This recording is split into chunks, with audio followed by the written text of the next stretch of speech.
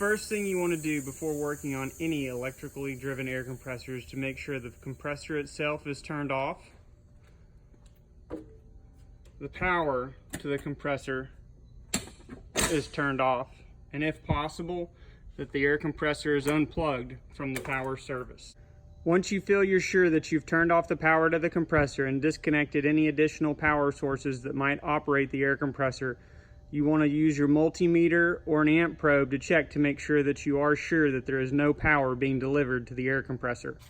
Use your multimeter to make sure that you don't have any operational power going to the compressor systems. Once you have verified this, you can move on to the next step of draining the tank or system pressure to make sure that the compressor is safe to operate.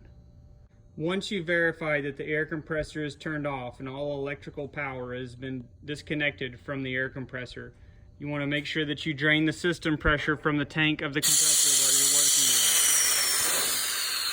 with. Make sure that this pressure has been drained down to zero. You can check by checking your tank pressure gauge to make sure that it reads zero.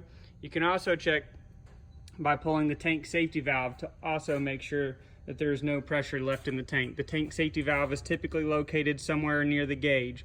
Once you've checked all these things, your compressor is now safe to work on. Now we are going to show you how to change the valves in any of our CA1 or CA2 series compressor pumps. This job is made easier by the valve tool that fits all CA1 and CA2 series compressor pumps. This valve tool mounts on any 1/2-inch drive socket set.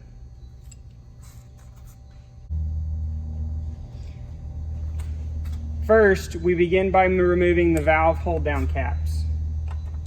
A 1/2-inch wrench is needed for this process.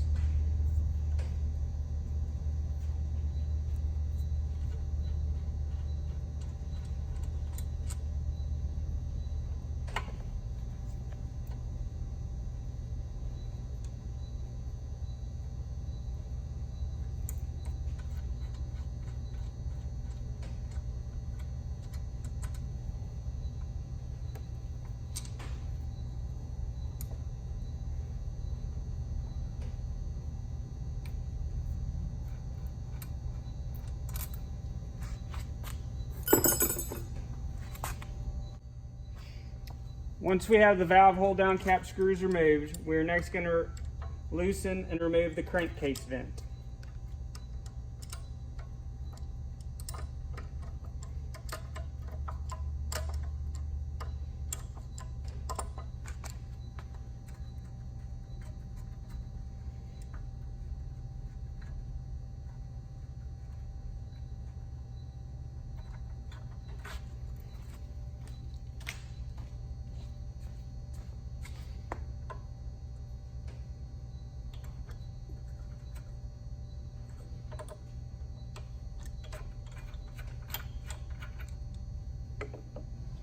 Now that the crankcase vent is removed, we're going to remove the crankcase vent fitting.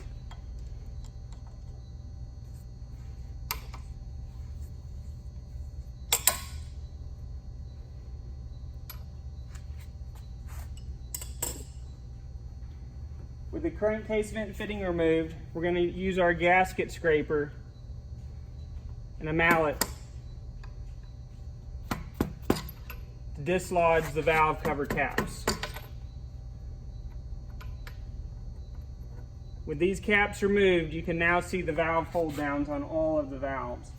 If you have any gasket material left over, use a valve gasket scraper to remove any excess material.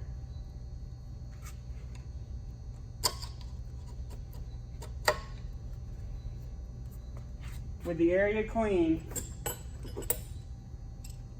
use your 1/2-inch wrench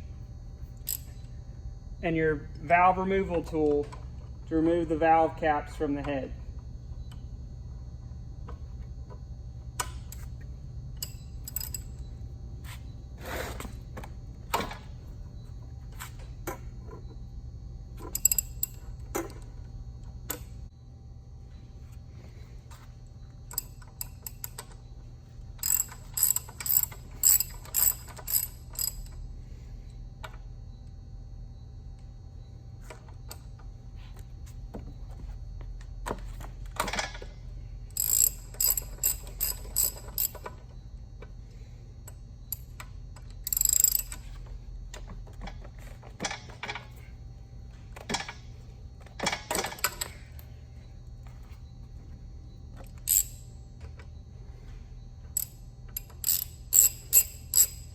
We can now remove all the valve caps that are holding in the compressor valves.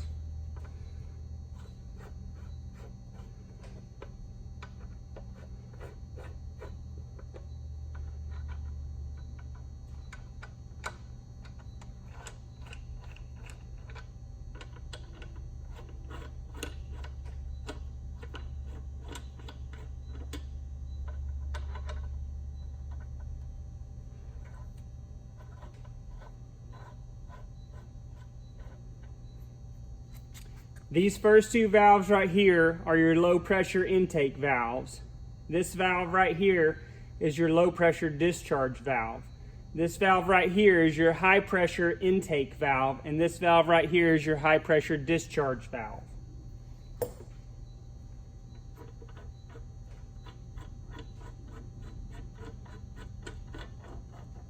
Once you remove the valve hold down, we can remove the valve retainer. Once the valve retainer has been moved, the valve can simply be picked up out of the head of the compressor pump. There's a copper valve seat gasket that, if needed, can be replaced as well. To put the valve back in, you simply put the valve copper gasket back on in its seat in the head, and then insert the valve back into the head of the compressor pump.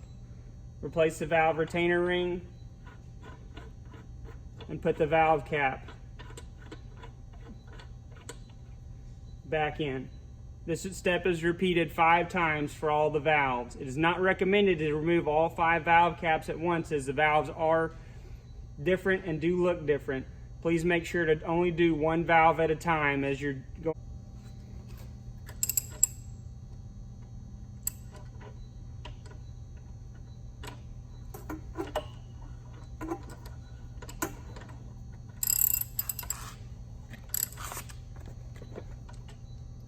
You're going to firmly tighten all the valve cap covers back down.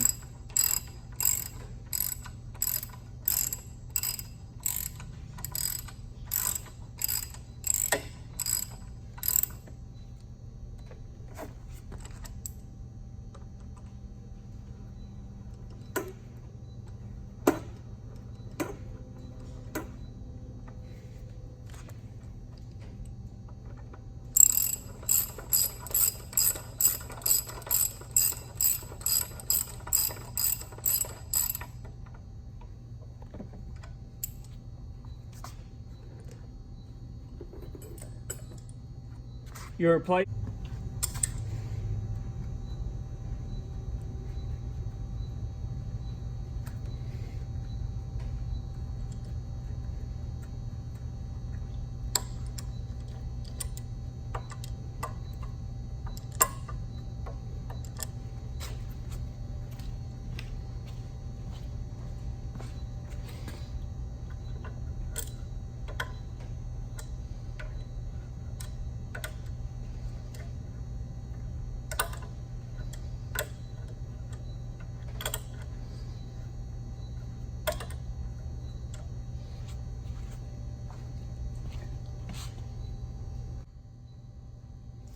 Lastly, we'll replace the gaskets for the valve caps.